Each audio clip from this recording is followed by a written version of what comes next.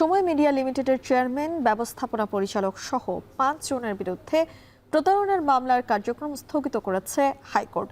আগামী ৪ আগস্ট পরবর্তী শুনানির দিন ধার্য করা হয়েছে। বাদী আহমেদ জুবায়ের এই মামলা করার এখতিয়ার নেই। রোববার বিচারপতি কে এম জাহিদ সারওয়ার কাজল ও বিচারপতি জনাব শেখ আবু তাহেরের সমন্বয়ে গঠিত হাইকোর্ট বেঞ্চ এই আদেশ দেন। সময় মিডিয়ার পক্ষে আদালতে শুনানি করেন সিনিয়র আইনজীবী মোহাম্মদ শিশির মনির। পরে তিনি গণমাধ্যমকে বলেন, সাবেক পরিচালক আহমেদ জুবায়েরের সময় টিভি লিমিটেডের চেয়ারম্যান, এমডি সহ কারো বিরুদ্ধে মামলা করার এখতিয়ার নেই। হাইকোর্টের কাছে মামলাটি আইনসম্মত না হয় কার্যক্রম স্থগিত করা হয়েছে। এর আগে প্রতারণার মামলায় আহমেদ জুবায়েরকে কারাগারে পাঠিয়েছে আদালত। ওভারঅল সকল পরিস্থিতিকে চ্যালেঞ্জ করে আমরা হাইকোর্ট ডিভিশনে ক্রিমিনাল প্রসিডিওর কোডের 561A ধারায় একটি দরখাস্ত দায়ের করেছি।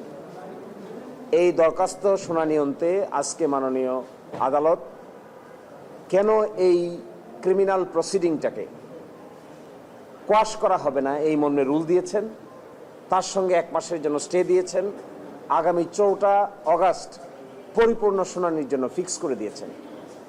এই মামলার মূল বিষয়বস্তু হলো, কোম্পানির পক্ষ হয়ে যদি কেউ মামলা করতে হয় তাহলে কোম্পানি তাকে অথরাইজ করতে হয়। কোম্পানির পক্ষ হয়ে নিজে কোনো মামলা করা যায় না।